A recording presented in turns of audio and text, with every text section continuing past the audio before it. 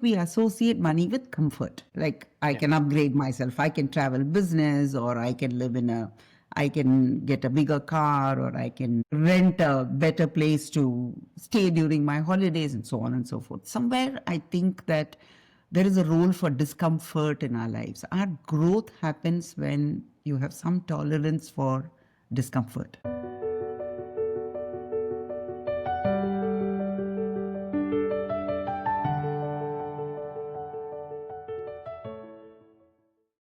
Ladies and gentlemen, boys and girls, welcome to Luminary Lounge. This is where we sit with great minds, people who have lived great lives, to decode the ideas which have shaped their lives, the wisdom from their lives, and looking a little bit into the future. I am Murali here, and today we are diving deep into personal finance with someone who has been India's, I would say, most trusted voice on money for over 2 decades. Dr. Shashikant is the chairperson and founder of the Center for Investment, Education and Learning, a columnist with the Economic Times for more than a couple of decades with, I think, more than 500 articles, and the person who's taught millions of Indians how to think about wealth and not just chase it.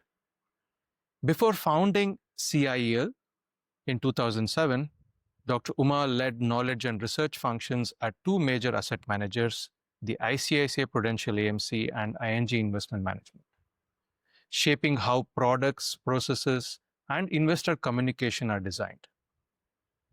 Earlier, she spent a decade at the UTI Institute of Capital Markets, training everyone from fund managers and analysts to senior bureaucrats and also Commonwealth ministers. Since founding CIEL in 2007, her organization has trained more than 6 lakh people across more than 200 locations in India. She holds a doctorate in finance and has been working in the capital markets education since 1988. That's over 35 years of experience translating complex financial concepts into easily understandable small tidbits, I would say, in her articles, and wisdom that actually works for real Indian families. It's a fanboy moment for me because I've been reading her articles for more than a decade, and it's a pleasure to have her here on our podcast, Luminary Lounge. So, from behavioral money traps to retirement planning, from family financial dynamics to market realities, Dr. Uma has seen it all, written about it with rare clarity. Today, we are exploring her personal journey, her contrarian take on Indian investment culture, and the financial habits that can transform your life. So let's dive in. Welcome to the show, Dr. Uma. Thank you so much. It is such a joy to be here. Thank you so much, Doctor. Thank you, ma'am. So you started as an academic, you are a PhD holder in finance, and then you went on to build CIEL to transform financial literacy. What was the personal turning point in your life that made you shift from research to education for the public? My role in the early days of my PhD was, to look at portfolio returns. That whole idea was new. See, I was working on my thesis at a time when Sensex was being created. So we didn't even have a market index at that time. So the whole idea of people all associated investing with picking stocks. So the idea of a portfolio was very new. And then the Institute of Capital Markets, one was like being behind here is kind of a young academic looking at portfolios and performance and all of that. But somewhere in the mid-90s, I should think, after the IPO rush and everybody picking stocks and making and losing money, so to say, there was this equity. UTI at that time was selling a product called the monthly income scheme, which had a certain promised return. So the debate in the mid-90s in the market was, can a financial product sell without promising a certain rate of return? That was broadly the debate. But the Institute of Capital Markets at that time launched an equity drive. The Sensex was at 2,800 levels, sub 3,000 levels. So you can imagine those times. So this initiative took me across the country where I was to talk about the idea of an equity portfolio. It was then that I realized that the idea of a portfolio is alien to so many people. I mean, one would assume that holding a portfolio, I would still say holding the index if I might extend that idea, is probably the simplest and easiest way to participate in the equity market. And I think we did 20 cities across the country.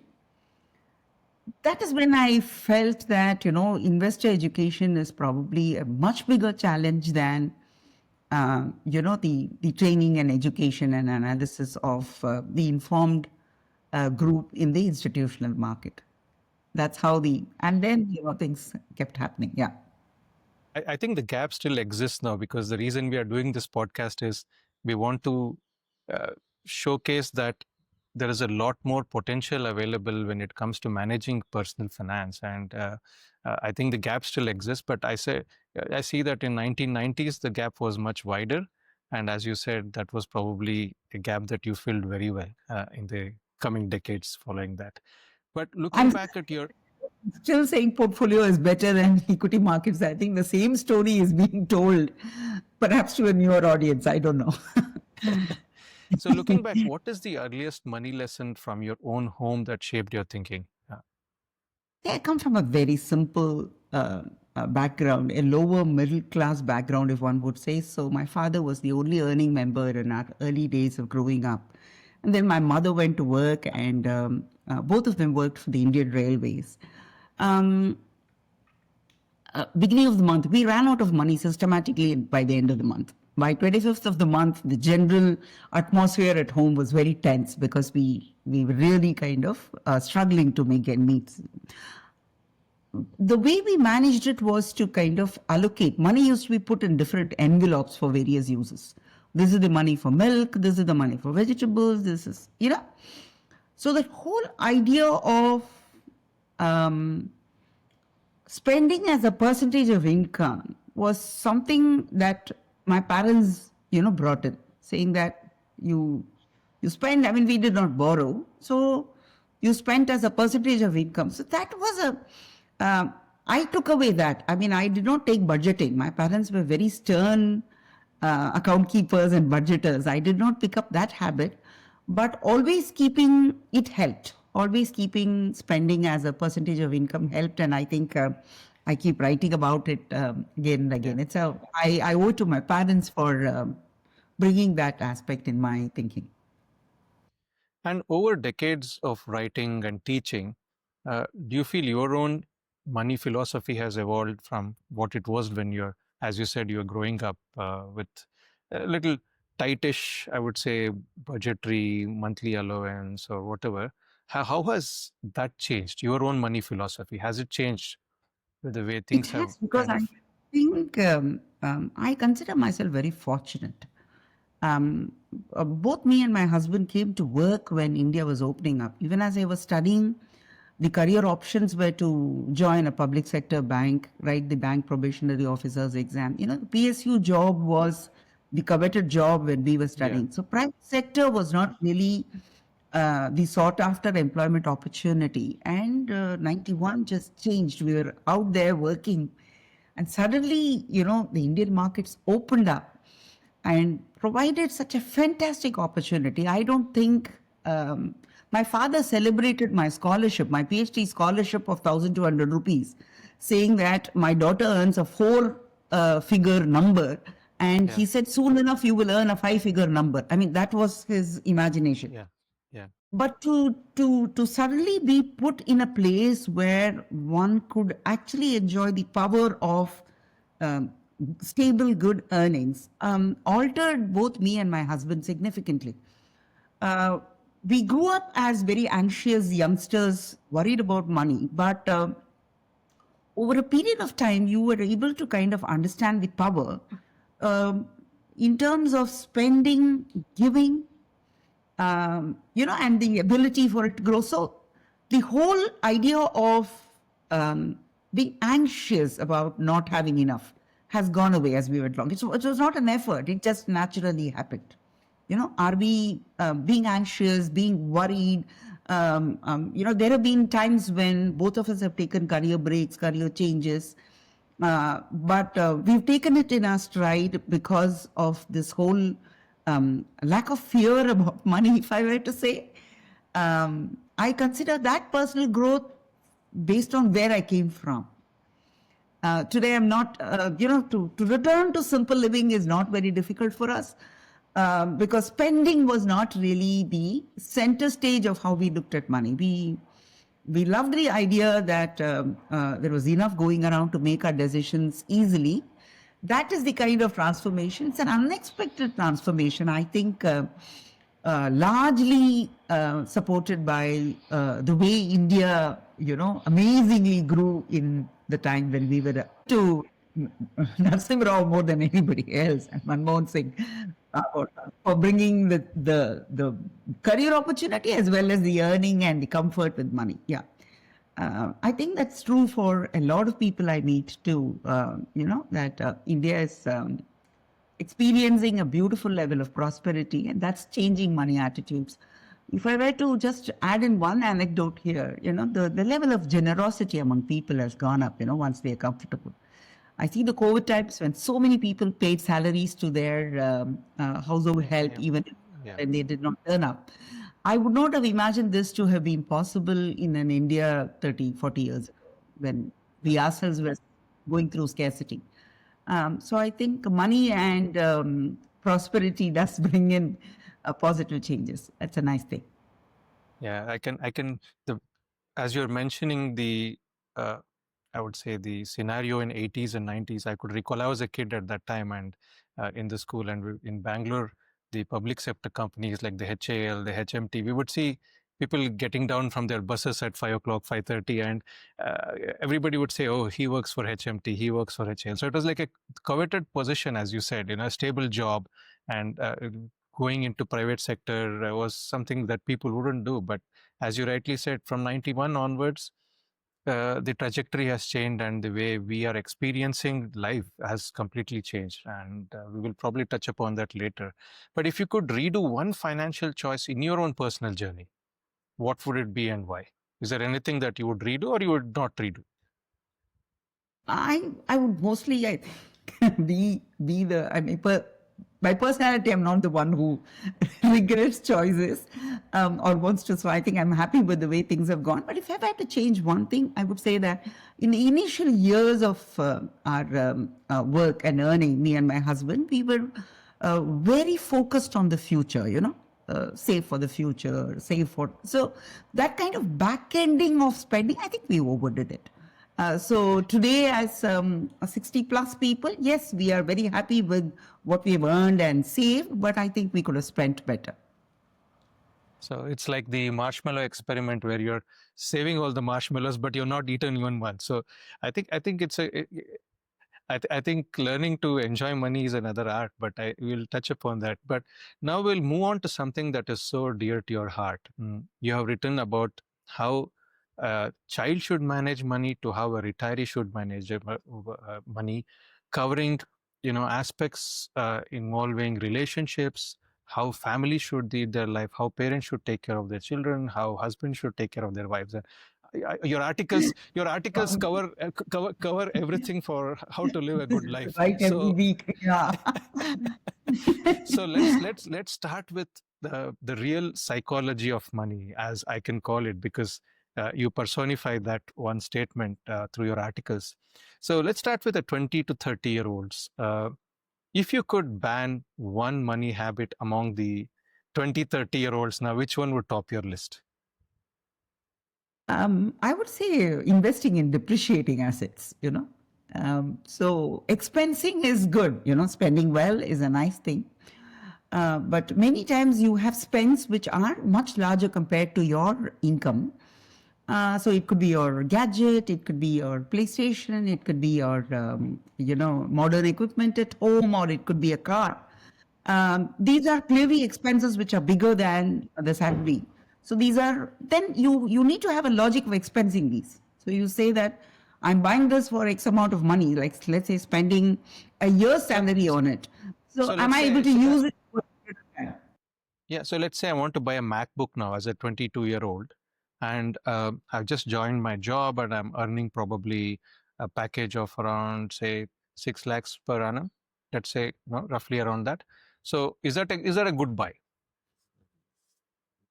Well, the question is that, which is where I'm saying you want to finally expense it. See, it's not an asset that you're going to sell for a value. It's not going to appreciate. It's a depreciating asset.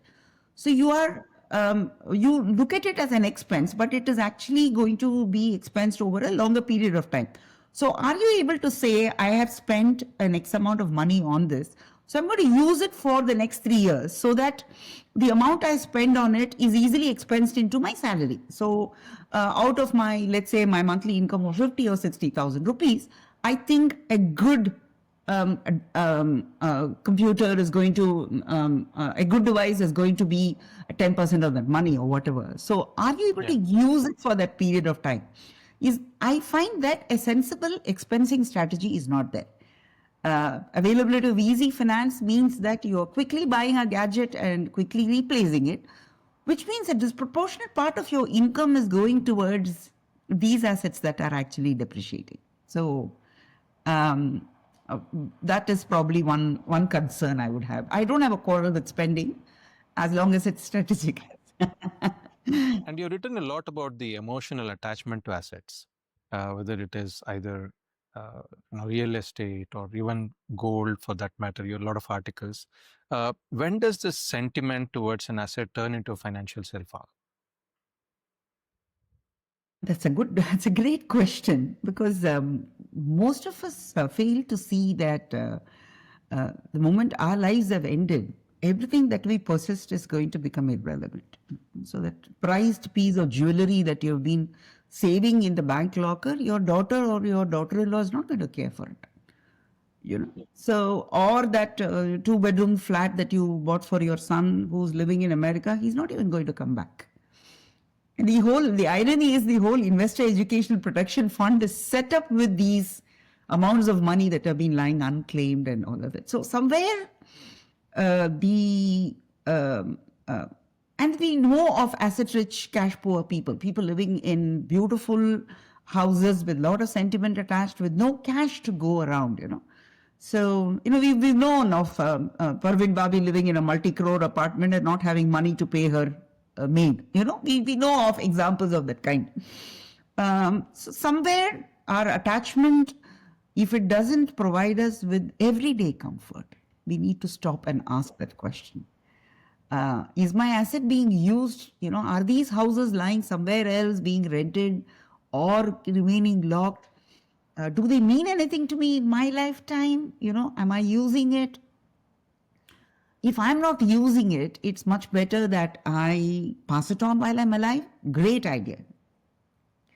You don't have to back end. I mean, everybody lives so long these days, a father bequeathing his property at 90, where the son himself is 60 plus, is so much of back ending of the inheritance, So we might have to, I think both those points, use of assets. Am I using the asset?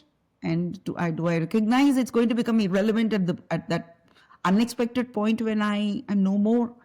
And do I have comfort in my everyday life? I think those are questions that people must engage with to make sure that their assets are working for them. In fact, you pointed out very important aspects. One is with regards to the depreciating, assets that people buy when they are young, and how they should kind of look into how much is the usage of that object in their daily life and ensure that it is actually bringing value into their life if they're spending so much. And more importantly, about the emotional attachment. In fact, I've seen many people who get attached to even stocks just because they have picked some stock at some point. They don't want to let go of it. It's like, Yes. I bought Reliance stock when I was, I started my job. I don't want to sell it. Or, it could be something on those lines. Yes. So again, you Yes. highlighted very importantly that if the day-to-day living is not up to the mark or we're having difficulty, then of course we should not hold on to that. But when it comes to a good regret with money, say I've spent something and I regret, but to call it a good regret, what is in your term something that's worth experiencing to grow wiser? Like, how would you call a good regret with? Good regret. Okay. Um, Somewhere I think we associate money with comfort. Okay. Like I can upgrade myself, I can travel business, or I can get a bigger car, or I can rent a better place to stay during my holidays, and so on and so forth. Somewhere I think that there is a role for discomfort in our lives. Our growth happens when you have some tolerance for discomfort. I would, many times money lessons are lying in other professions. So if you were to talk to somebody who's hiking or mountaineering, one of the common things that they will joke about after having reached a peak is, why am I doing this? Somewhere as I was climbing up, I kept asking myself, why am I doing this? I think those experiences are important. Are we allowed some space for discomfort?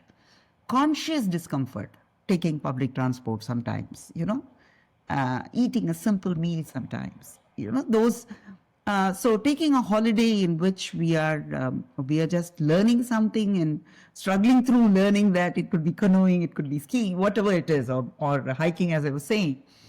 I feel that there may be a little bit of cursing under your breath. And, I have the money and I can afford to stay in, just inspect this place on a helicopter. Why am I sitting in a tent on top of this mountain, for example? I think those are good regrets.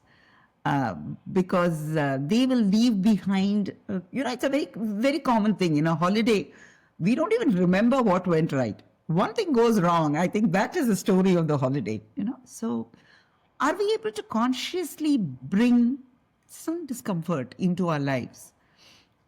I might sound like a like a typical, someone brought up from middle class kind of a thing, someone who is not talking the language of privilege. But I believe that it might help. It's my personal yeah. No, in fact, I think going forward with the AI and robotics coming into the fore in the next decade or so, I'm sure we will have a lot of material comforts which will come to our house or wherever we are, and the stoic way of looking at how whatever you are saying, of having a little discomfort using public transport, walking to work, it could be whatever. I think definitely has got a role to play, which brings me to the next topic which I've written again quite widely about, is about parenting. uh, I just heard recently, a friend of mine, the daughter was asking that once they booked the holiday, Papa, is there a jacuzzi in the place where we are going? So this was like a 4 or 5 year old. So it made me think that, are we being overindulgent with kids nowadays? Because most of the families have one or two children, and then of course we as parents feel guilty if the children are suffering or if they're not having the comforts which we can afford. So is there anything that we are doing wrong as parents in this present generation? And if you were to say 4 financial boundaries that every person as a parent should set early, what could that be? I think I've written about this quite a few times in the Yeah. column, but I think it's as a personal philosophy, I would want to bring that in this conversation. Money management is really about two things: making choices and understanding that those choices have to be made within a limited amount of resource. I think parents fail to teach this to the children. In the name of indulgence, we sometimes think that the amount of money is unlimited. You can swipe the card and things are going to happen. Somewhere, I think there is a responsibility, even in the holiday that you're talking about. Instead of separating the jacuzzi alone, if you're able to kind of allocate an amount for the holiday and allow the family to make the decision. Look, we are going to spend 5 lakhs on this vacation. So right from which airline we are taking and how we are flying to which places, where we are booking, I think there is a requirement for children to know that if I choose X, there won't be enough money to choose Y. instead of assuming that everything that's available in the world is available to me and there is an unlimited amount of money, I think that's a very clear case of enabling. It is, um, parents probably like it because many love to live their lives through their children. What I did not get, my child must get, that kind of a thing. But you're leaving behind adults who really can't make money choices at all, or who haven't had an opportunity to see what kind of money personality are they. Because if these children grow into people who will spend on everything that they fancy, I'm sure, with the exception of the top 1% of the population, others have limitations to how much money there is. And the question of alternate uses. Is a child considering socially? I mean, I remember a sticker in one of the grocery stores, it said, do not waste produce. You may own the money, but you don't own the resource. So you're buying something and then wasting it. You can say that, look, I have the money, but that produce could have been used by someone else. So somewhere that consciousness of things are limited. We associate well-being and surplus with a sense of unlimitedness, and that creates a certain enabling behavior. I mean, that's something which I would point out. And then, of course, the whole entitlement versus gratitude. I mean, I think that's a concern today, isn't it? The concern we have about the younger generation is that they probably, I mean, that's a big value judgment, but I hear it. There's probably a certain lack of gratitude. They seem to think they are entitled to the best in the world without pausing to look at their connections to the past and feel grateful for what is going on in their lives. And I think the enabling behavior of parents, rather than blame the children, the enabling behavior of parents where you don't set boundaries, you tell them you can get what you want and whatever it costs, I'll make it happen for you, and don't worry about it. Oh, you're getting a job, I will get you the house, I will get you the car. You lost your job, you can come and stay at our place, I will take care of you. Enabling adult children. So somewhere I think parental indulgence is at the root cause of this lack of gratitude, which again hurts the society in terms of allocation of resources. There are a lot of points that you covered. I'm a big fan of expressing gratitude on a daily basis. And there are a lot of studies which have shown that happiness index increases if somebody expresses gratitude on a daily basis. And having been through the COVID-19 crisis, I thought people would realize that, as you said, even you might have money, but you might not have the resources actually when you want it. And realizing that that is precious also is something that parenting should include at some point. Very rightly said. Moving on to retirees in India, you again written and spoken quite a lot about it. We see that retirees also struggle to spend their own money despite having enough. As you rightly mentioned earlier about a 90-year-old person, trying to kind of, give the inheritance to a 60 or a 70-year-old son. Why is this? Is it because of the mentality that people grew up back then when there was not enough money and therefore they're trying to hold on to it? Or how should this mindset change? I mean to say, we are overindulgent with kids, but at the same time we see, seniors not able to spend money. Right. I mean, I suffer the same disease, if I must say. I spend, not that I don't, but I don't spend enough, as my children would say. So I think it's conditioning. You have grown through scarcity and you've grown through times when, so you end up being this person. So there are changes that are happening. I mean, you also have the reverse thing where children are doing very well. The parents have struggled to educate them and children have got themselves good jobs. So the children begin indulging the parents, buy them their tickets, pay up the high health bills, take them out.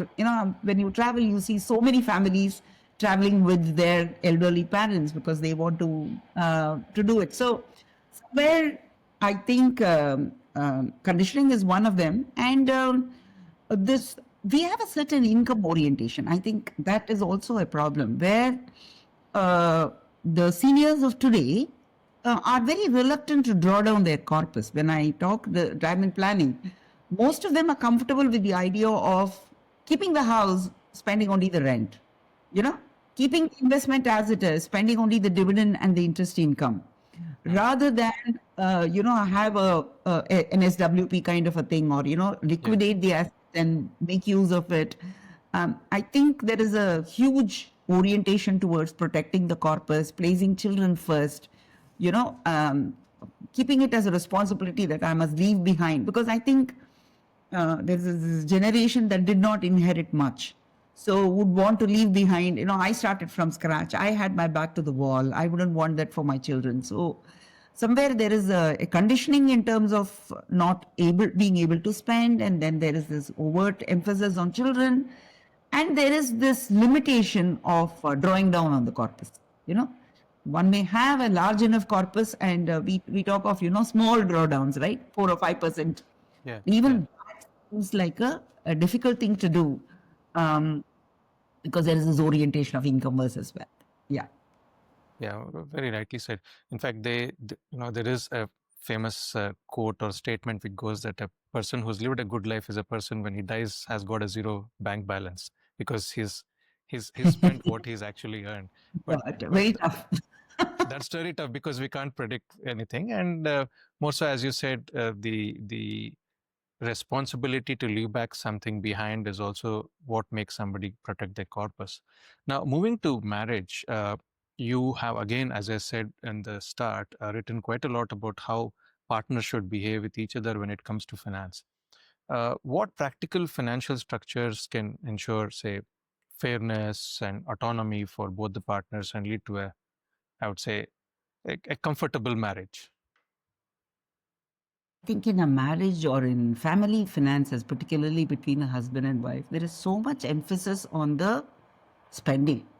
She's spending less, he's spending more, her spending wastefully, she's spending on her parents, he's spending on his siblings. So there is such a huge focus on the spending. I think there has to be an income and wealth orientation where you're saying that a certain percentage of the income has to be available for autonomous spending without questions. Okay. We discuss this his, hers, and theirs kind of division of money, right? So I think both partners must have a portion. They can decide what that is, but I think a portion of the household income should be available for spending without questions being asked, and without having to a discretion, without having to explain. Oh, I paid for my brother's holiday. You might want to do it, right? So it's like, as long as it's not affecting the family's finances, I think a certain portion of money, rather than just the spend, a certain portion of money available to spend. I think the younger generation is doing it very sensibly. I think that is very helpful.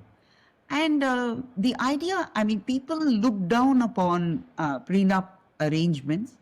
I think they are extremely sensible. In this day and age, particularly, they're extremely sensible. There was a time when, I happened to speak to one of the film stars. Someone referred me, so she wanted to talk her finances with me. And then that led to a series of conversations with film stars, with women particularly. Had the same problem. They earned a lot of money, had absolutely limited access to the money that they were earning. The men in the households were using the money. Many of them were in marriages which were unhappy, but had pretty much given up their assets. So there have been, I think, those arrangements of securing assets, a prenup arrangement, or an understanding of who owns what, is helpful, and it's healthy. If the couple are able to hold assets together, it's great. But otherwise, I think the arrangement of holding something that you had before, and then being careful about how the assets are allocated as you're living together, is important. Which brings us to this question of joint goals. What is it that is jointly important? We own the house we live in, we make sure the children get good education, and we have saved for a retirement, for example. So all of these common goals can be agreed upon, understood and contributed. But I think autonomy with money will have to come in terms of actual practical step of allocating that money and letting it be and allowing the spouse to make those decisions with money without regret, embarrassment, guilt, shame, oh, you're doing too much, that kind of a thing. And fairness. I think today we all accept that the responsibility for the wife's parents is as much as the responsibility there for the husband's parents. So a certain equitable division of income and wealth is something that is practically required, I think, in today's day and age. Yeah. And where does a financial advisor come in this picture?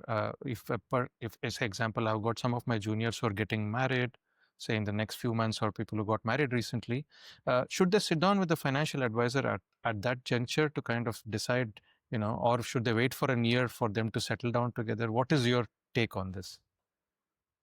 See, I'm understanding it's very rare that finance personalities match, So one is a spender, one is a saver, what looks like necessity to one looks like indulgence to the other, so on and so forth. So I think it takes a little time. So I wouldn't say jump into it immediately. Spend some time to know how things are.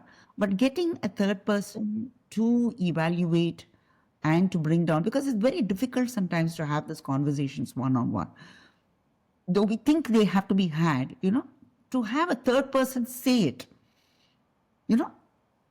like the wife saying, I would like to spend half of my income on myself and my family seems like a big thing to directly put across. Even today, we suffer patriarchal overtones in the way in which households are run.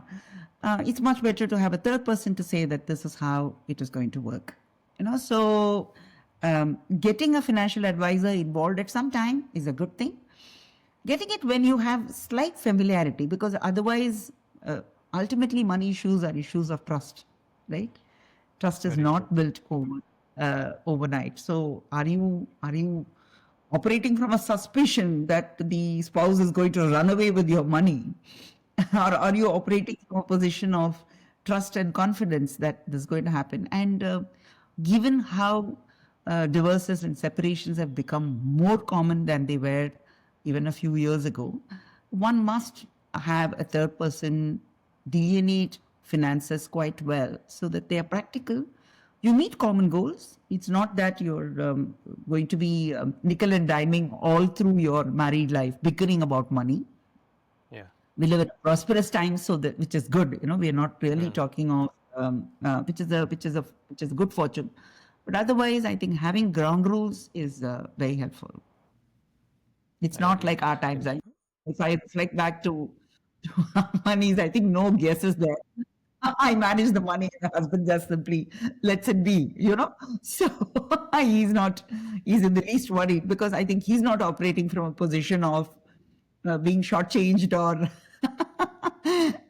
But that's not so true. As we go along, it's not really, those seem like very romantic arrangements of the past. Today's youth require practical, pragmatic approaches, and I think clarity on every aspect of income and wealth is important. Very true. In fact, you rightly mentioned, families can be of different kind. The husband earning, both of them earning, or the wife earning more than the husband. So having clarity will make a huge difference.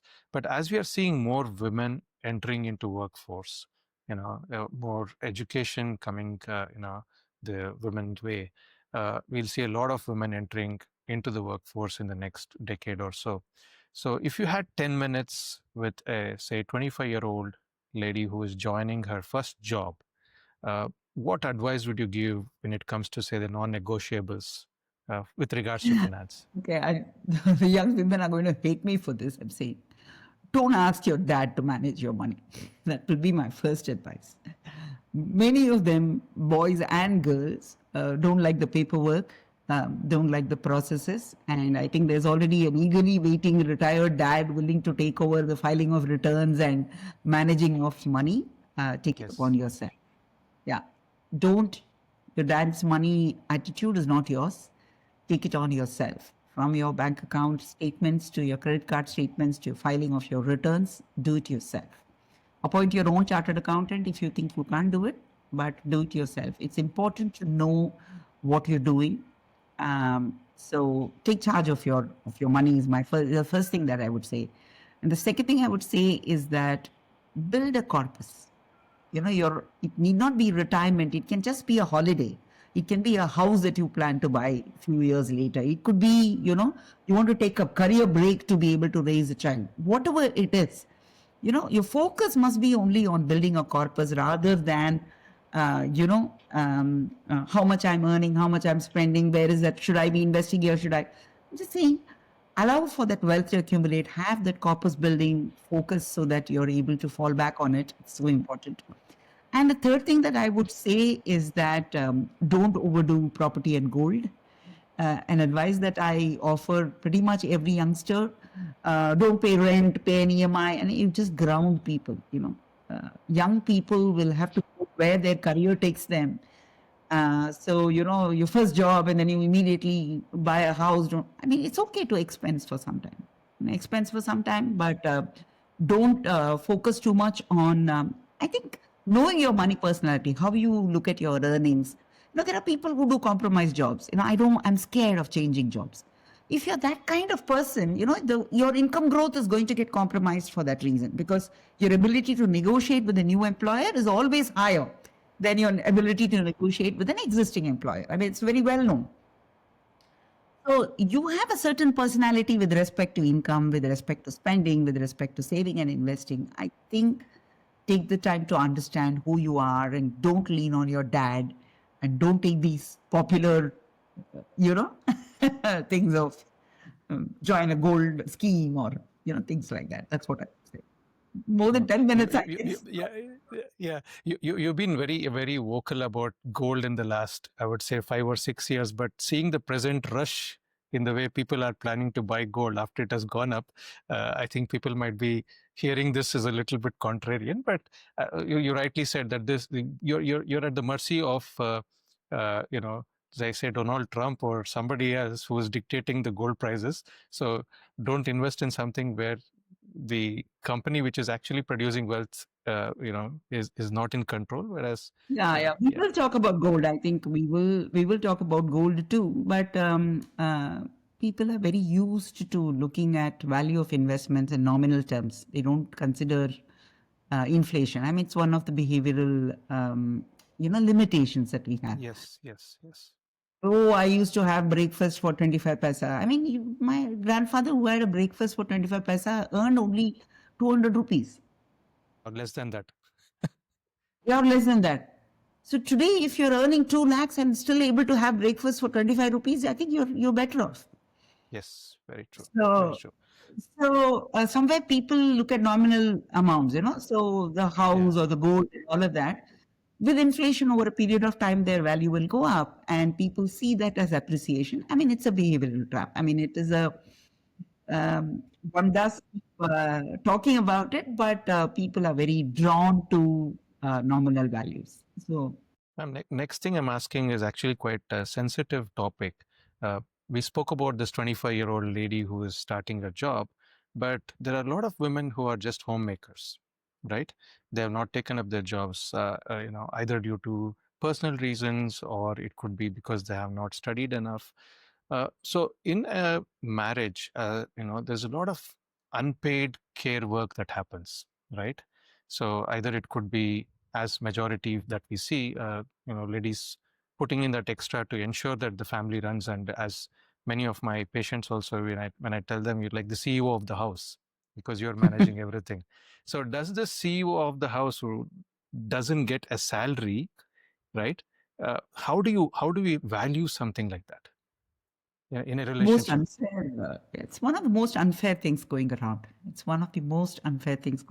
Because I think there are just two broad models, if I were to say, two broad models in which the husband and wife or the family unit works. Okay, one is a model of joint effort, where the husband and wife decide that both of us will contribute monetarily, both of us will take on responsibility, and there has to be a certain seamlessness there, in terms of, there's nothing like his job or her job, but whatever needs to be done is done together. So we are in this together, that kind of team effort. And there is another model in which there is a clear role play. Okay, I will take on these tasks and you take on these tasks. I think both of these models are models of equality. But there are compromises in both these models. I mean, there are working women who take on a disproportionate amount of carrying responsibility at home. So they're contributing monetarily. I mean, I would dare say this, that it has been close to 100 years since women have come into the workforce. I do not know whether men have gotten into the kitchen equally. I don't think so. I don't think so. So there is that whole idea that the nurturing, caring bone is absent in men. You know, there are all of these kind of theories that go around, but the caregiving responsibilities tend to come back to the woman. And these days we find, you know, paid labor to take care of it if the woman is not able to do it. But we are still ignoring that part that you brought up, where we're not talking this equal responsibility idea, but a role sharing idea where the couple agree that these are roles that the woman will play at home. She will take care of the elderly and the children and the upkeep of the house and making sure everybody is fed, healthy, nutritious, and all of those responsibilities to enable the man to go out and work. So this is a case of equal responsibility too. It is not one where someone has abdicated, because there is no market for this services that a woman who is not working provides, we think it is less. It's one of the most unfair things to happen to women who have actually supported and enabled the career of the man. He wouldn't be out working and earning and living the life, dealing with the competitive world in the way in which he has been doing, if his wife hadn't stood there to play her role. So I think the idea of equality should apply to both situations, whether the woman is working and, sharing responsibilities with her husband, or she has chosen not to work and still sharing responsibility. I think one is not less than the other. Both are equal, which means whatever is the income of the household, she is entitled to half of it. The unfortunate problem today is that most households will provide her the right to spend. But she doesn't build any assets of her own. That's what I wanted to ask, actually. Yes. That's very unfair. So your only share, now let's say the household income is 1 lakh and she spends about 20,000. And by the time she spends that 20,000 on herself, there are already talks. Oh, she's spending a lot of money and so on and so forth. What I'm saying is she's entitled to half of it. She's entitled to 50,000, which she can spend, save, create assets. Why is it that we don't have women who take on such roles actually? Some of them are money managers, and some of them manage because they have the skills, they do it. But why isn't that we see them building assets? Why is it that we broadly see them as spenders?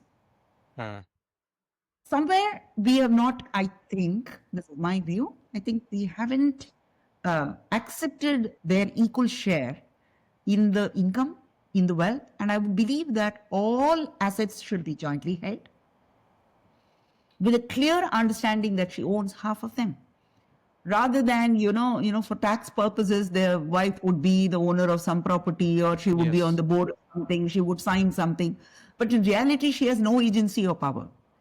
I think lack of agency for unpaid care work is one of the most unfair things to happen to women. And as a woman who has had a career, I would say that having children, is a setback.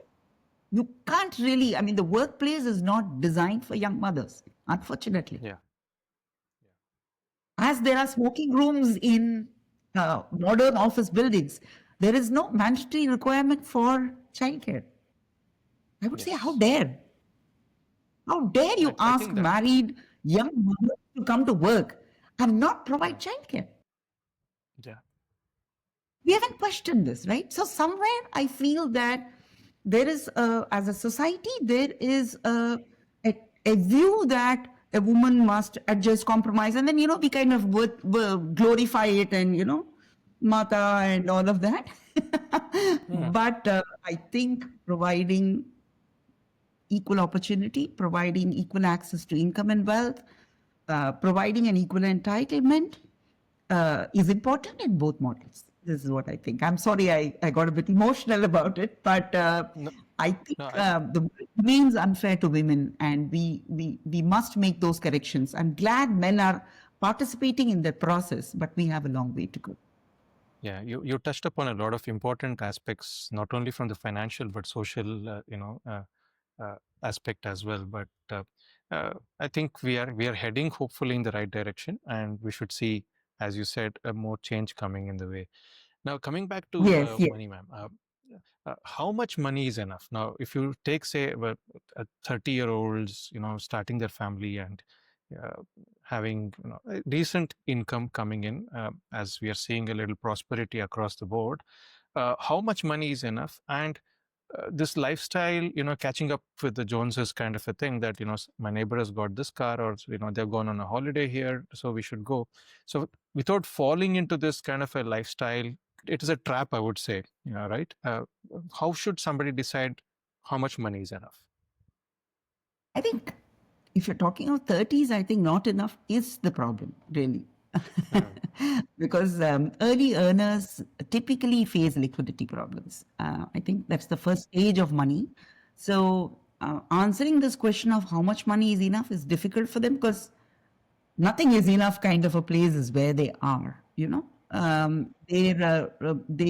the biggest, which is also the reason why I say that asking a very young person to save, to think about retirement, are very bookish. It's not on their mind at all. You just begin to earn, so it's spending that is on your mind, and enjoying the power that the money provides you, and being able to do it without immediate parental supervision is very powerful, very empowering in their mind, and therefore they take a little time to get there.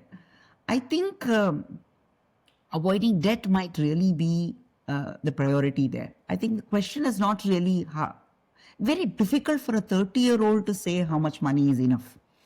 But it's probably easier to say that I have to learn to spend within my means, getting a sense of not falling into credit card debt, not falling into personal debt. I mean, loans are available fairly easily these days, and therefore being able to manage within one's means without getting into too much of debt is the challenge. So, money for a 30-year-old is enough as long as it lasts the month, and doesn't leave them with debt. Being able to develop a saving habit is great right from the start. Being, as they popularly say, pay yourself first. So having some money, setting aside some money for themselves is a good idea. But spending within means probably might be a better goal than defining spend rather than income. Might be a better approach for a young person. So I'm moving to the next aspect, which is about the financial denial that all of us go through at some part in our life. When I talk about denial, we don't look at our bank statements. We don't know how much we have spent on what. Credit card statements. We have gone on a couple of night parties or whatever. The bill we don't know. Because we have swiped the credit card, things have been fine. And of course, as financial advisors talk about goals, we are not very clear about what goals we are saving towards or what's happening. So before anything major happens, like we are running into major financial problems, what kind of a reset step would you advise for people who are going through this kind of a financial denial? I think showing them the mirror. It requires somebody else. Financial denial is a very common problem. People can go through it for years and continue to believe everything is fine. And then they begin to take comfort.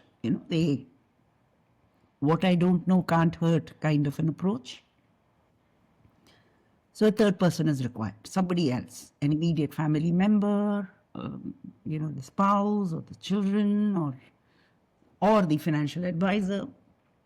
Bringing a third person in is helpful. And if it is possible to put in through, I mean, this is a process that's not widely discussed, because I think we talk about debt restructuring after things have become bad.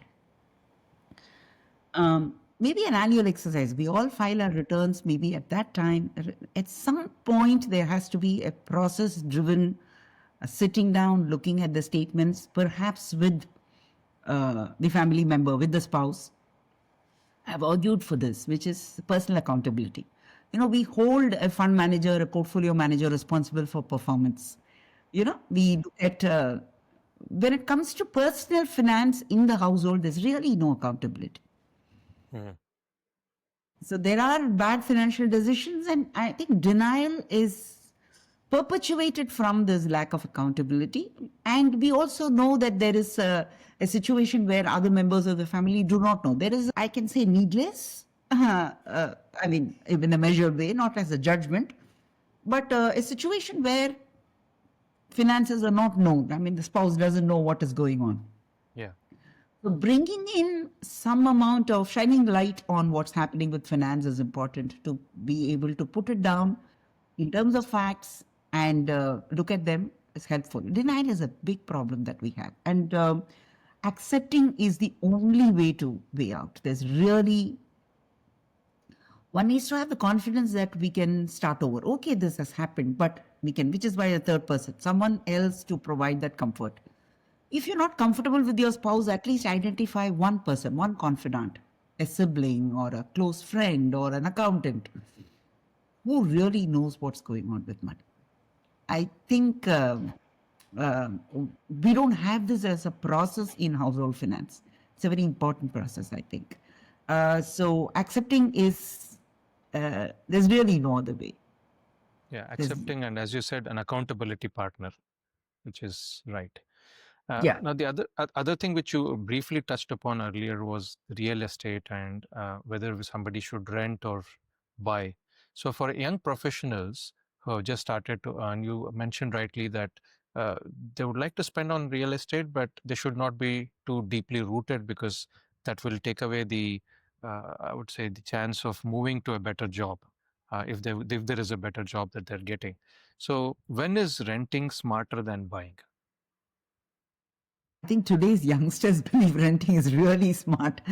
A lot of them are people who are happy renters, and I think coming more from the responsibilities of owning real estate. It comes with its maintenance issues, right?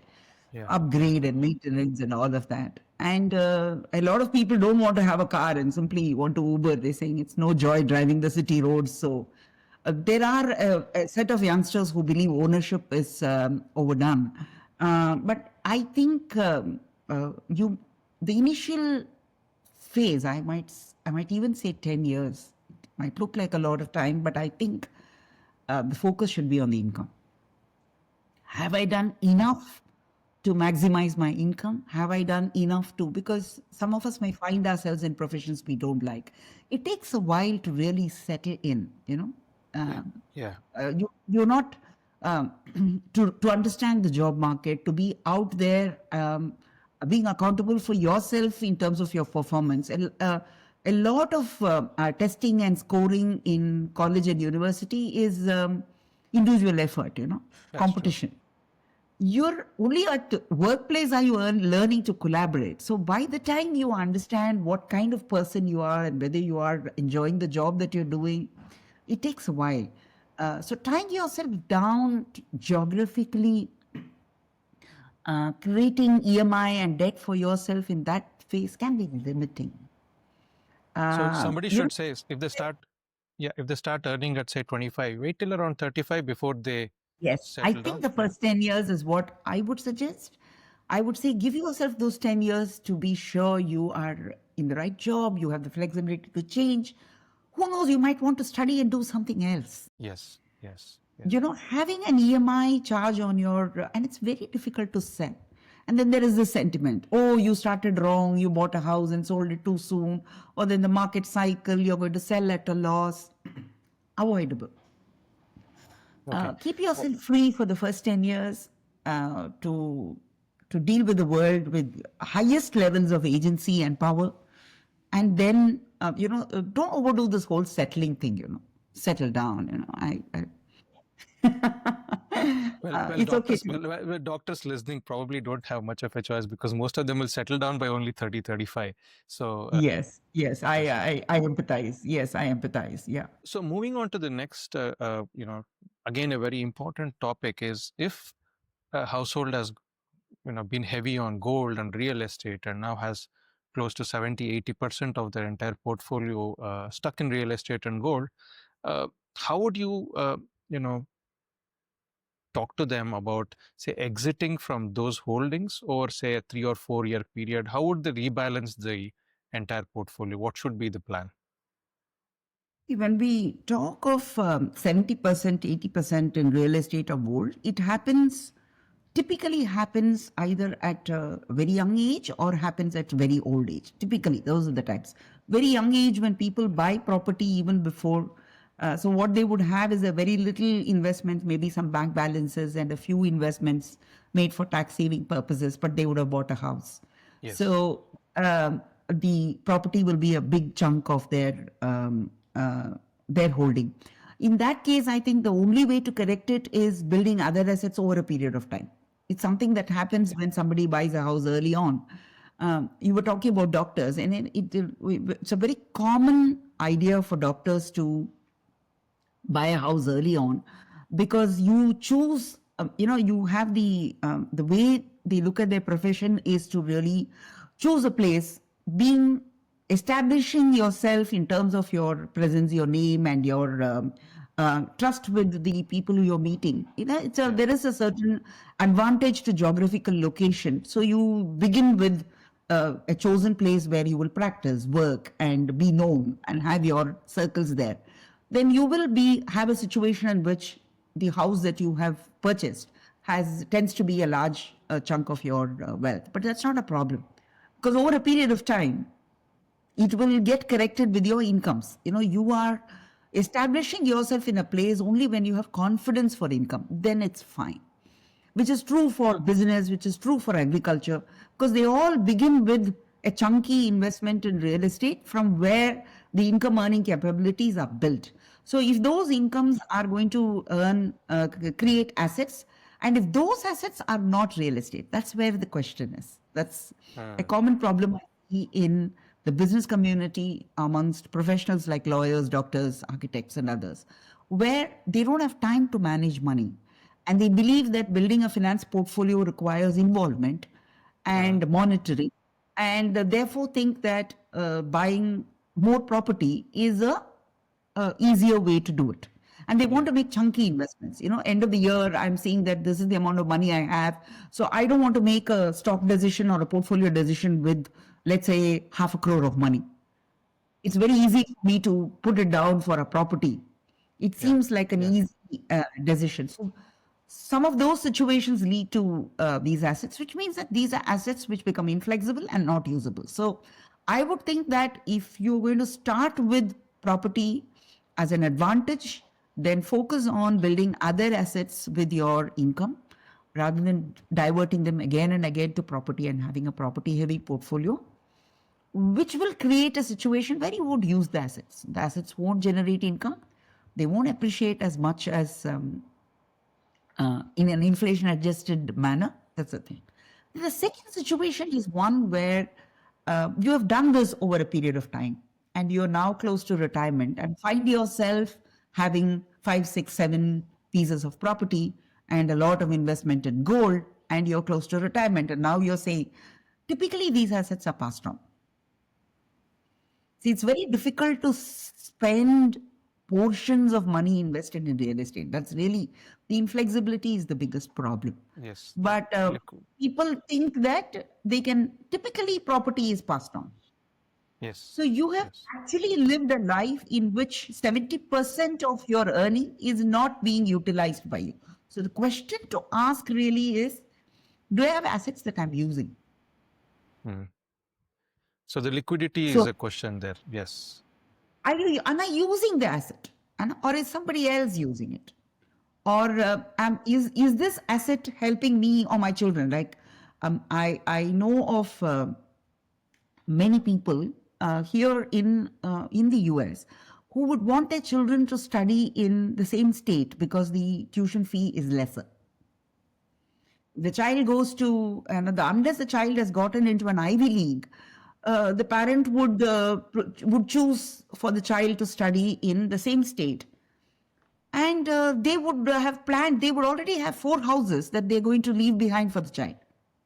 Mm. You see the allocation problem here. Yeah. So you don't have to back end your entire, bequest and Savings. say that Yeah. after my time the child will get 5 houses. It is better to look at usage of assets and say that if I sold off one of this property and send this child to the school that they want to study in, am I allocating the money better? So there are questions of usage of assets. Then, of course, there is this whole idea of giving. Mm. Today, we do have such a huge concentration of assets. People very clearly aware that they have more money than they need or can use. Yeah. But we still don't have clear trust structures like we have seen in the past, where people are donating for a cause, where they believe that their assets are being put to use to educate poorer children. It's still not the very rich, the super rich do it. Yeah. And many others would just give away to who they see. Oh, your maid's husband is in the hospital, I will pay the bills. That kind of thing. Yeah. I think it is possible to formalize giving for a lot of us who are well off, and the children are also well off. So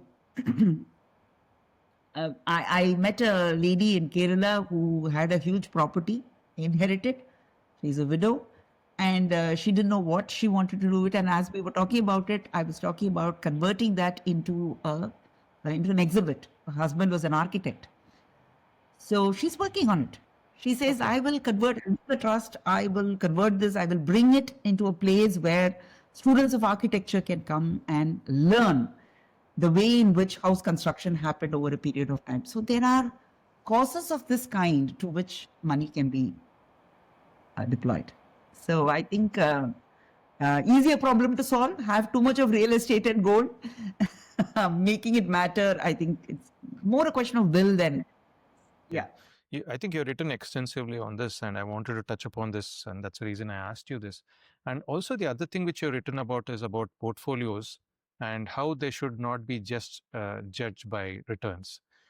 So, as an investor, if somebody has got a portfolio which has got multiple things, let's take, say, real estate, they've got gold, they've got mutual funds, SIPs, then they've got even stocks. How should an investor track this on a quarterly basis? So let's take somebody who doesn't understand that much of money, but they get these statements, they get this NSDL, the cash statements or whatever. So how, or whatever it is, how should they judge their portfolio? I think one less followed, I think it's well known, less followed practice is, am I really holding the best?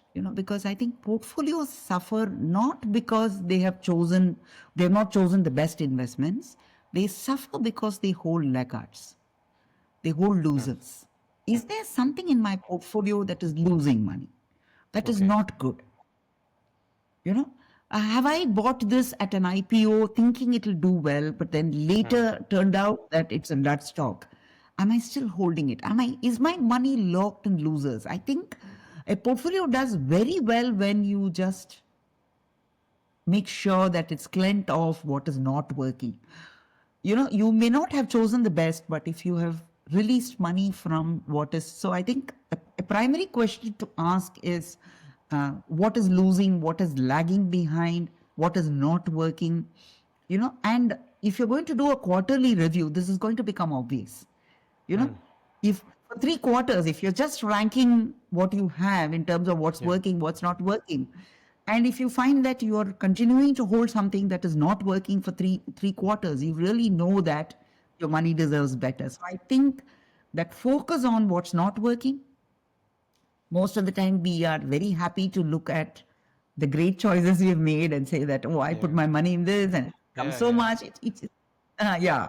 So I think we are behaviorally tuned to look at the winners and the losers. I think portfolio review, looking at what what is losing, getting rid of it, is an important thing. And if you're holding mutual funds, the same thing works. I mean, if your fund is underperforming, if your fund is losing more when the markets are down, the downside risk as we call it, Yeah, yeah. if your fund is below median performer, it is lagging behind in its category. You need to ask the question why you're holding it. Okay. Then the second thing I would want to focus on is negative news. People tend to discount it. Hmm. It would, or as they say, averaging downward. Oh, this didn't happen. We call this the investment thesis not working. I mean, everybody who's invested in stocks will know. When I'm expecting this business to do well, and then I find that there's something that has happened that is hurting that business, you tend to discount the negative news. Are you aware? Is there any, you know, no, the manager has changed, but even the new manager is good. I'm just saying that you need to take that on board, saying that, look, I did not consider the possibility of change in management. Now that management has changed, has my investment become risky because of Yes. something negative that's happening? I mean, does this deserve to be in my portfolio? Because there is a choice always. Yeah. And then there is this question of, have I provided for liquidity? Okay. Is there a requirement over the next year for which I need money? And is that money available in a format, not an equity, but probably as a bank deposit or as a liquid fund, available to encash quickly? My daughter went to college in 2008 when the markets crashed. Yeah. Yeah, yeah. So one needs to ask, I mean, am I going to be going into the market trying to get money when I want to, when I need that liquidity? And the reverse is also true. Do I have too much money? I mean, that's a problem Yes. because many people can't decide themselves Yeah, and they don't want to trust others too. And they think that until they have got the best option to invest in, the yeah. money can, it's fine. At least it's there. I have not invested it somewhere and lost it. At least it's there in the bank. But it is losing because of inflation. Yes. So do you have a default choice, and so that you save yourself the trouble of having to make an investment decision every time you have liquidity? So is there an index fund, for example, easy to Yeah, buy? So am I yeah. just going to simply put that money in an index fund until I've made up my mind on what I want to do with the money? So I think your quarterly review should look at downside, look at losers, and look at your allocation in terms of, have you overdone or underdone your liquidity requirement, I think. That's wonderful, ma'am. I mean to say, it looks like each question of mine we are covering one good article of yours, where I'm repeating yeah. myself perhaps. I mean, I think No, what we this a lot of is the insights, same a lot of story. insights, a lot of insights.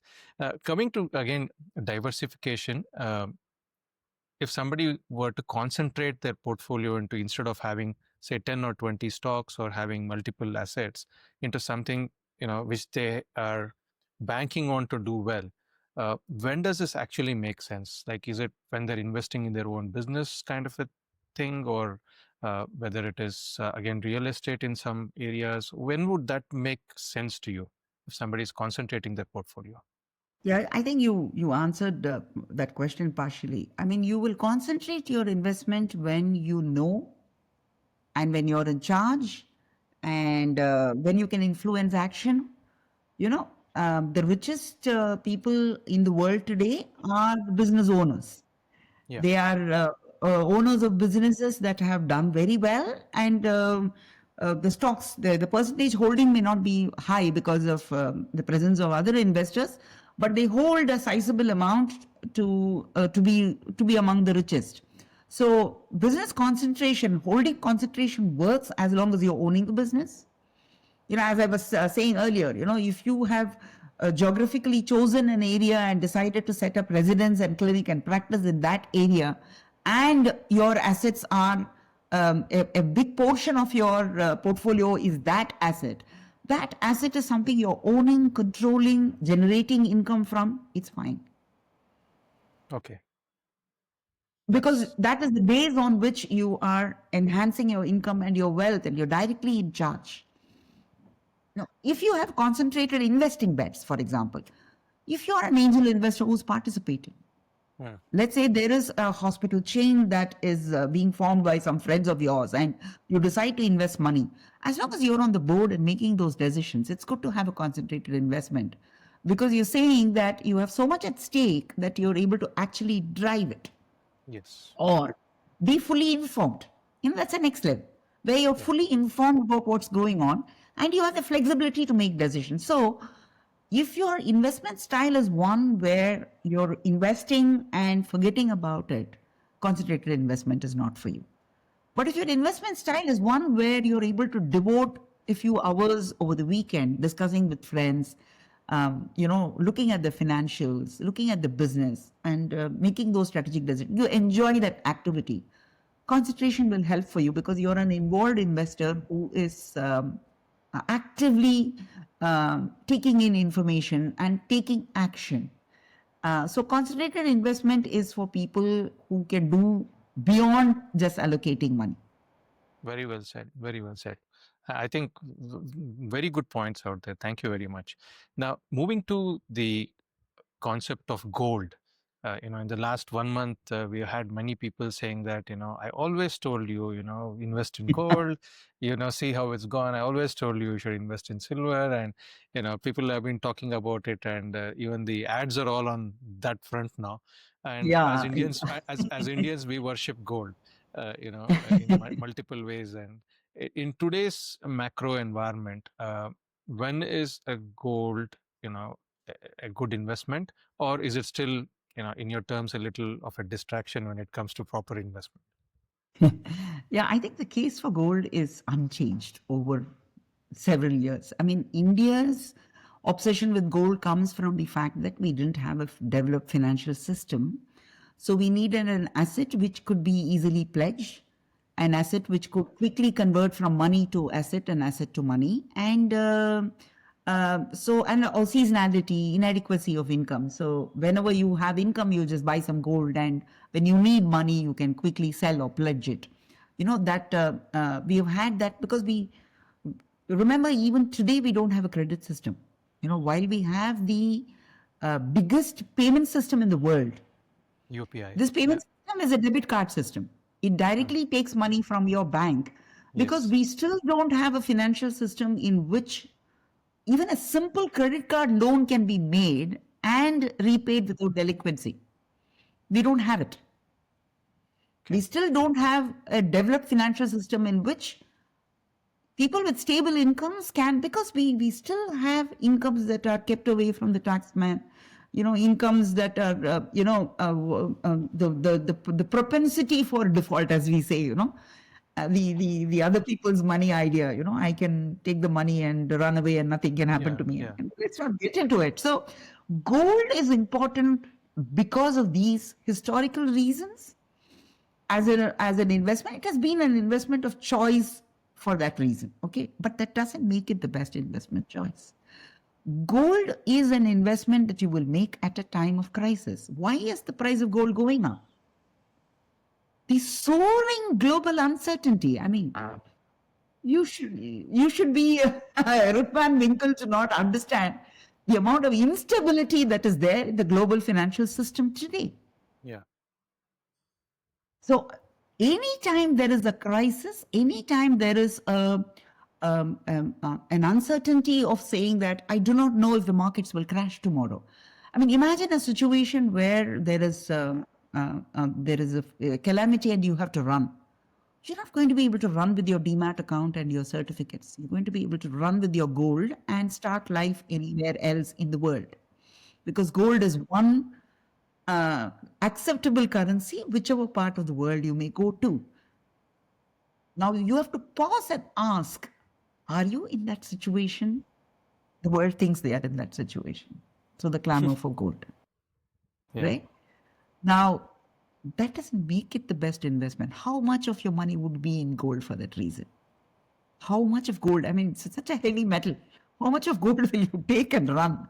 That's also the question. So the percentage allocation to gold should be based on that extreme crisis, or as things happen now, where there is the worry of an extreme crisis, which is pushing up the price of this asset, which is Yeah, seen in yeah. action. So I'm taking a call. So gold prices will surge and drop based on these perceptions of uncertainty and currency risks as we see them in the market. If you're savvy and you buy early and sell off at the top, you'll make money. But for most people, that's a fantasy. If everybody is talking about buying gold, probably it has peaked. We don't know. I'm not taking a call on gold, but I would still say not more than 5 to 10% of your money in gold at any point in time. We are not savvy commodity traders who can come in at the bottom and go out at the top with great ease. Thank Let's you. not Thank you. fool ourselves into believing that, we can play a commodity cycle and make money out of it. That's true. That's true. Now, It's an asset with no income of any kind, and its prices just match inflation. So there are so many choices with money that can be made today compared to the rudimentary. Uh, I know I sound nasty when I say this. There were agriculturists who used to tie goats to their homes in a similar manner. Buy goats when there is money, sell off goats when money is crisis. required. Yeah. Do you see yourself like that? Do we live in that times? We don't, right? We live in modern times. So Now, as you said about the number of products available, say in 90s, as you mentioned about UTI and a few more fund houses at that point, probably around 20, 25 different mutual fund choices were there. But I think now probably more than 500 plus, I think, are on the market. So for retail investors, there's a lot of choice, just like how we have choice when we go to Amazon, or anything, where we are spoiled for choice now. So should we have something like a nutritional label, like how we have on the back of every product? It's got this much of fat, carbohydrate. So for financial products to be made simple, should it have something like that? And in your view, what would that version look like? that's a beautiful question. I think it's so much needed. We needlessly complicate finance. I think financial labeling swings between two positions. Either there is so much information that the investor is just lost in the language, or there is an infantilizing oversimplification which doesn't say much of the story. I would think that money is what money does, right? So what does it do? When you talk of nutritional label, I think it's a good example. What does it do to you, in a sense, that the macro? Today we want to be able to say what percentage of your daily value of nutrition is being provided. For example, the label is supposed to say something like that. Yeah. So I would think that money only does two things in my view. It either grows or it generates income. It doesn't. There's really nothing else. And I do believe that hybrids are products that are created to make it easy for the investor. They're more about the process than about, it's easy for an investor to do a growth versus income. I mean, there's a tax angle to it, but those are tactics. Yeah. So somewhere I believe that products must tell the investor whether they are investing in a way that they will appreciate over a period of time, or whether they are designed to generate income regularly. I think beyond this, everything else is about what they would do, how they would do. There will be a moat, there will be value. I don't really care what you do with the money. What are you going to deliver to me at the end of it? Are you going to deliver an income to me? Or are you going to invest in assets such a way that it grows? I think there is a possibility. I mean, it might seem like an oversimplification, but I'm saying that imagine a situation in which, in order for you to buy a car, you need to really know how it works.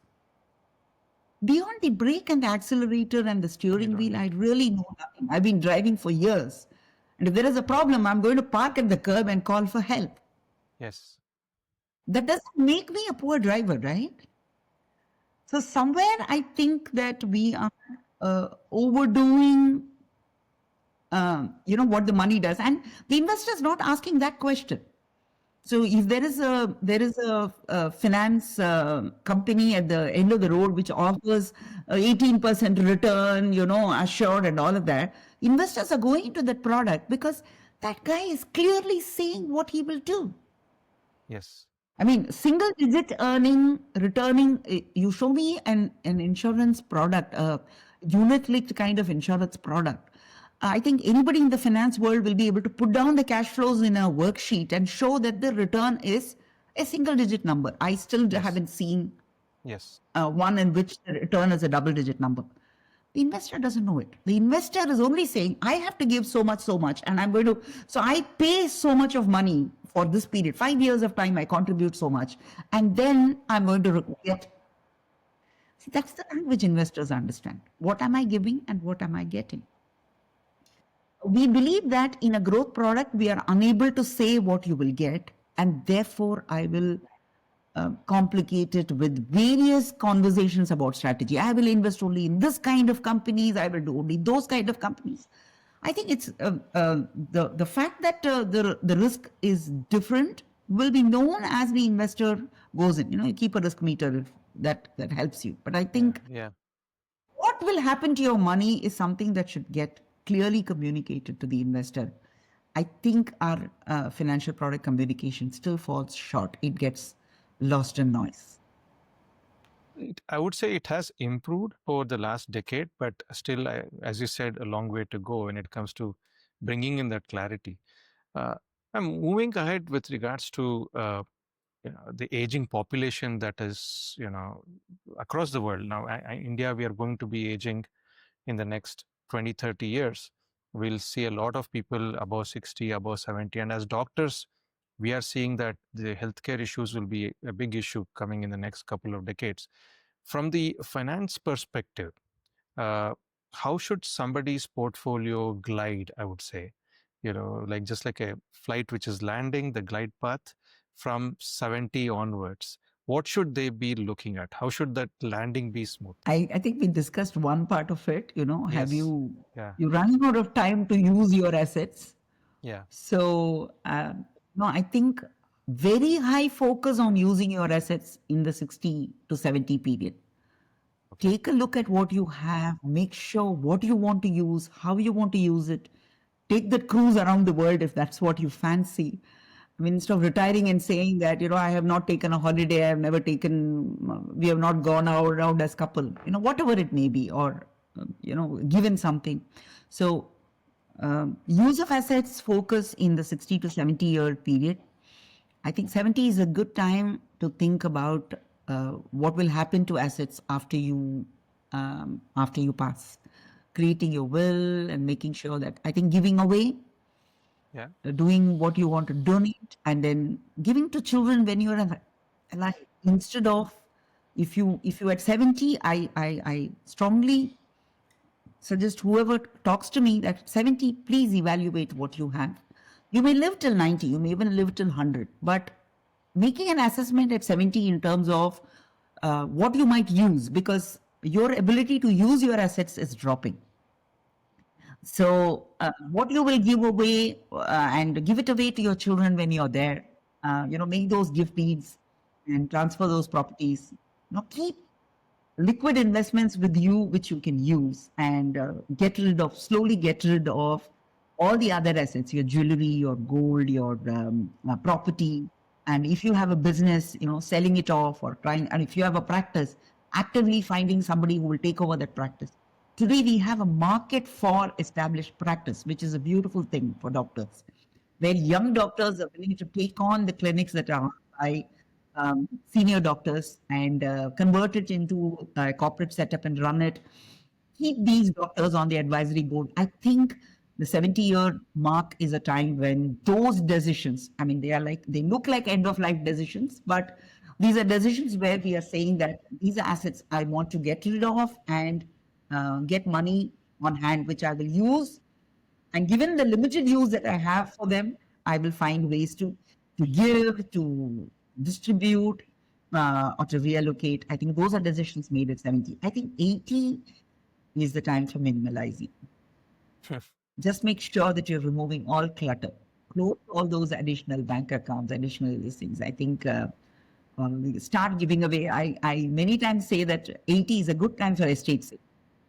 Just put your house up and ask people to pay what all those things you collected from across the world. No one's going to care for them after you're gone. So simplifying life is something I would advise at 80. So broadly, it is like use and spend at 60, consolidate, plan, strategize what will happen with your money at 70 and simplify at 80 is broadly the path I would suggest. I think we all should plan for longevity, which is the reality of today's life. We live long, but the idea that we will outlive our money is very, very overstated. Which brings me to another important question as a doctor. We tend to see a lot of families ending up with more like this blank check medical decisions, right?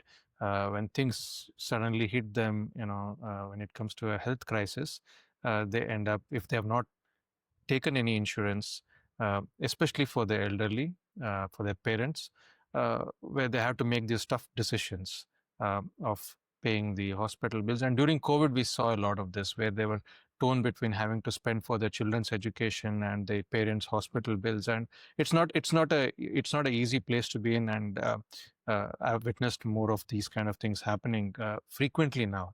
So what's your checklist to making these choices responsibly and also with dignity towards, say, parental care? Yeah, it's a very sensitive question because I think it's very difficult for children to take the DNR decision. They shouldn't it's be. Very, very difficult. No. Yeah. Yeah, go on. I think the family shouldn't be taking that because as doctors, that's what we kind of counsel, because at the end of the day, it should be a medical decision, not continued treatment. At the same time, if a person has a living will or a will which has been made with advanced directives, then probably that is something that should be honored. But if in a situation where a family has to kind of make such decisions, financially or coming from your perspective, is there anything that we should know? I think the living will, it's the most sensible thing to do. I believe that it is difficult for the family to make the decision because it is seen as a finance decision. So, a son or a daughter who says that I cannot leave my parent on, in coma, somebody affected by stroke or someone requiring invasive medical treatments. They are unable to take this decision of saying that, I don't want to fund this. They feel obliged to do it. And as you rightly pointed out, it is an allocation of resources. It's very pragmatically, it is misallocation because no one really knows, what you want to ask the question, what the quality of life is likely to be after that. And I think you would agree as a doctor that the whole idea of palliative care hasn't really taken roots in the way it should have, where people are able to take this choice of saying, I don't want invasive treatments, but I would like to stay at home rather than be on a ventilator in the hospital. And as you rightly point out, I think it is for the person themselves to make the decision. Just very important that someone has a living will and is also able to tell children. Tell the children when they are alive very very categorically that I do not want these things. So that they are able to make decisions without guilt. I think most of the time these decisions are made from positions of guilt where it's unknown how the parent would have decided. And then the whole idea of living with that guilt, I did this. And so I think a living will is an important idea, and being able to communicate this to your children and also have an allocation. Like, it's also helpful to say that if something were to happen to my wealth, okay, I have this amount of money. I have divided it as 30% will be something I'm going to leave behind for my children. 30% is mine. 30% is what I'm going to give away, and 10% is for emergency, for example. So you're going to say that 30% to 25% is the limit. It's good to put that. If something were to happen to me, don't spend more than, spend the money out of my corpus. Yeah. Don't bring it out of yours, spend it out of mine, which requires what we discussed earlier, that idea of drawing down on the corpus. Somewhere we think that the money, the assets belonging to the parent or the ailing relative must be kept untouched. And the heirs have access to it only after their passing. Now, this creates an unnecessary barrier and also procedural problems when those assets have to be accessed after their time. So, if you're able to have an orientation by saying, use the money that I have saved over my life for me, Yeah. and make sure that it doesn't exceed X amount of money or an X percentage of the money. Don't spend more than 20% of my money on my well-being. And I'm fine with paid caretaking. I'm not expecting, and this is Family how I'm going to. members So yeah. yes. So those kind of decisions have to, I think, be taken by the individuals themselves, and all of us, who are willing and able to make those decisions should make them, so that it's easy for the family. I think the case for the next generation to keep spending endlessly, the blank check, as you said, is an unfair one. I think we should act to put an end to it. Ma'am, we've been talking for an hour and a half. The clarity that you've spoken with on various issues, I mean to say, we have touched upon from, parenting to how parents should be looked after and how career should be kind of nurtured. It's been wonderful. But I would not, end the conversation without another important facet of your life, which is being an author. So in the last 10-15 minutes, I would say this has been one of the longest podcasts, but I'm definitely, every minute has been worth it.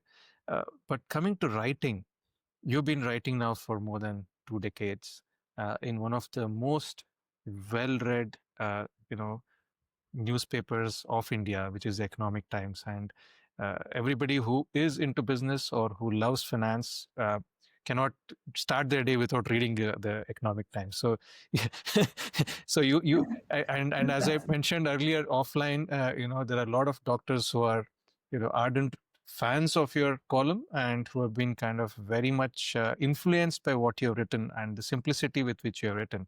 So coming to your writing style, how does your weekly writing routine look like? We just need to understand how you go about planning your articles. Oh my God. I'm very grateful for the paper and my editors. It's been a long journey. Yes, I absolutely enjoy writing. I love it.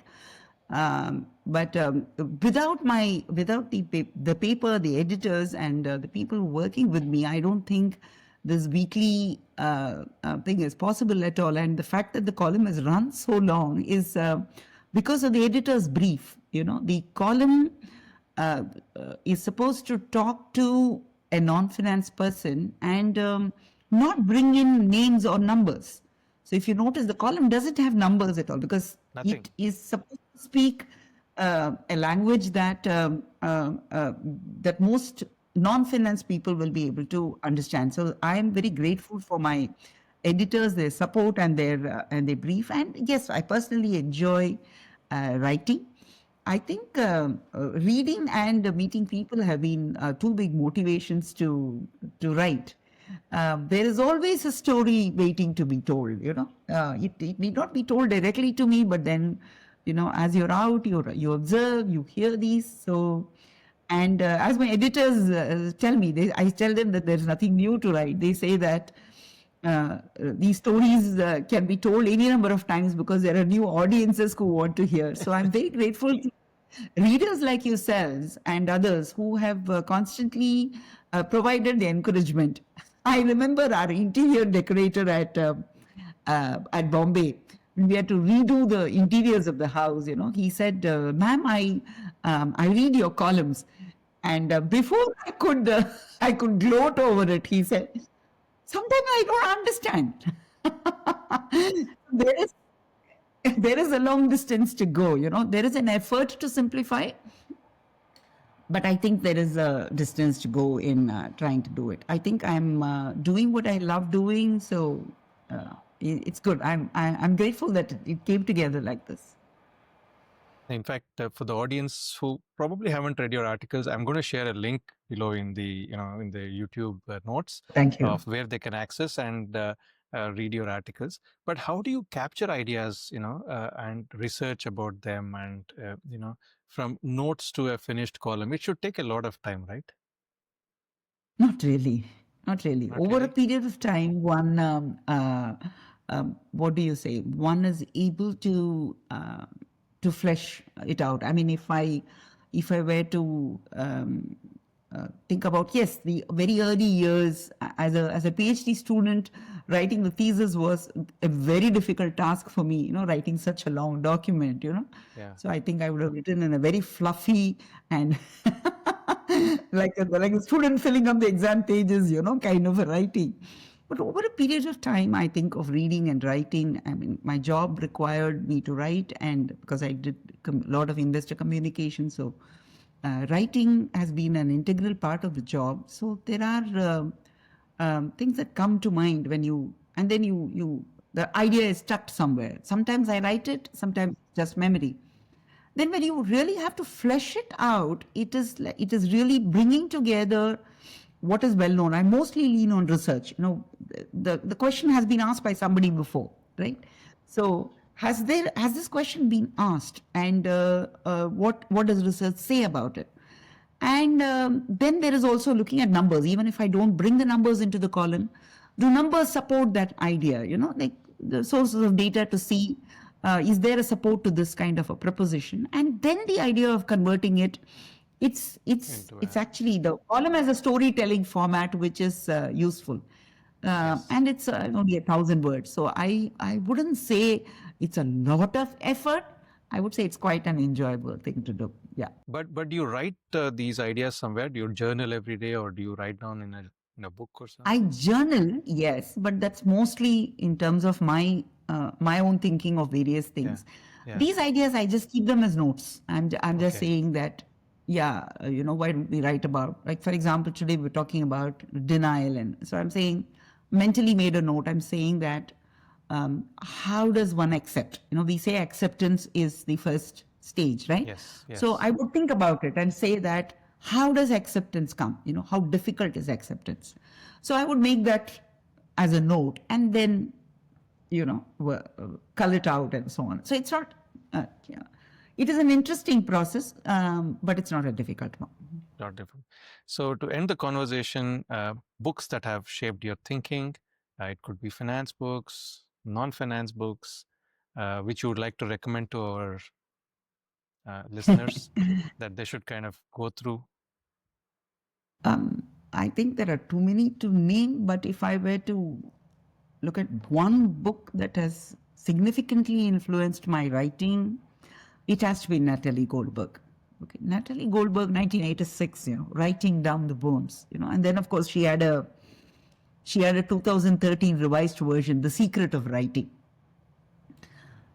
Goldberg's idea, I mean, it's a book that has influenced me immensely. She talks of, and as a gardener, I also kind of can see it. She says that ideas will have to lie for some time. They have to compost, So writing forms over a period of time. It's a combination of various things, your life experiences, your thoughts, your ideas. So writing doesn't happen like a process, as we discussed, Okay, I put this down, I do this, and the column comes out of it. So she believes that writing, I mean, she's of course a Zen master herself. So I did not see it like that when I began reading her in the early 90s. But today I know it from experience that writing is like a composting, pickling process. It happens over a period of time, and it happens and somebody, another author who I read with great interest again has been a big influence on me, Steven Pinker. I think so when one reads when one goes through Sense of Style, for example, Stephen Pinker says something very similar. He says that simplification, if you're doing a task, I'm sure doctors know it very well, that when a task becomes so simple is when you understand you have mastery.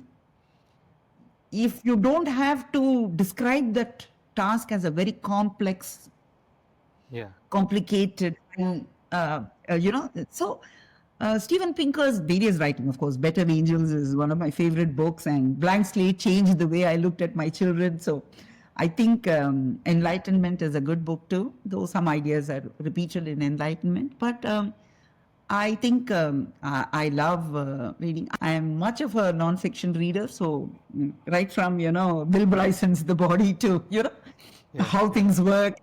I think I love reading non-fiction history or things like that. So it's beautiful. But of course, I do read views of there are the financial. You can't be in investing without reading Benjamin Graham, for example. So there are books that one reads, but I don't. I know I sound awful saying this, but I don't care much for how to make money kind of books. I don't think I've been asked to do it, but I don't think I'll ever write one either. So there is a certain oversimplification there. I think money is ultimately about a set of ideas and then picking up for yourself what's going to work for you and a set of lived experiences. So I think I would like my writing to be that one of those ideas. I don't see myself as doing something that has lasting value that should become a book and referred and reread. And I don't see my writing like that. But I think, and my reading is also similar. So I'm just reading across the spectrum for just appreciating that mastery. I mean, that's always inspiring. Wonderfully said. In fact, there are a lot of things there which kept on coming into my mind when you're talking, because I did a small course during the COVID where Steven Pinker took I think there were 3 classes which were available during that time, and we had time. And even I like his writing, and the way you kind of spoke about how you want to change the person's mindset rather than giving them easy hacks was something which actually, I think all your articles speak about that. And the last thing about mastery, I think again you covered in one of the articles about how it's important to compound one's skills and ensure that you reach a point where everything looks easy, and that is when you reach that mastery. So a lot of wonderful points. Thank you very much. It's been a very long conversation. I know we've taken a lot of your time, but each minute has been very precious. A lot of insights that I think the listeners will gain from this. So thank you very much for being a part of the podcast. Thank you so much. I think this is the first time for me to be talking so much about personal finance, and your questions are beautiful. I think thank you so much. It has been a nice experience going back on thinking about these things and talking about this, and you being so patient with the with my, what do you say, being very calm and being very worked up over some things, and but it is nice. Thank you very much for this opportunity. I really enjoyed talking and probably saying all the things that I said in the column again, but it felt very good. It was a very good experience. Thank you very much. Thank you very much. So, ladies and gentlemen, that was Dr. Uma Shashikant. And what a conversation, an hour and 45 minutes. From her personal money philosophy to hard truths about family finances, from investment psychology to preparing for life's later chapters, Dr. Uma has given us a masterclass in thinking about money as a tool for dignity and freedom, not just accumulation, as we all know, And remember that through CIEL, which she founded in 2007, she and her team have trained more than 6 lakh people in India. People who have been working with banks, mutual fund houses, financial institutions, And you can find her column regularly appearing in Economic Times. And of course, the collection of her articles are also available online, so which you can go through, and I'll give the links below. So this has been a very special episode of Luminary Lounge, covering the entire spectrum of personal finance. I'm Murali here. Thanks for joining us. Thanks for sharing your time with us. And remember that the best financial plan is the one that you will actually follow. As she rightly mentioned, money is something that is a very personal philosophy that you need to build for yourself. So until next time, until our next episode, keep learning, keep growing, and keep building the life that you want. Thank you.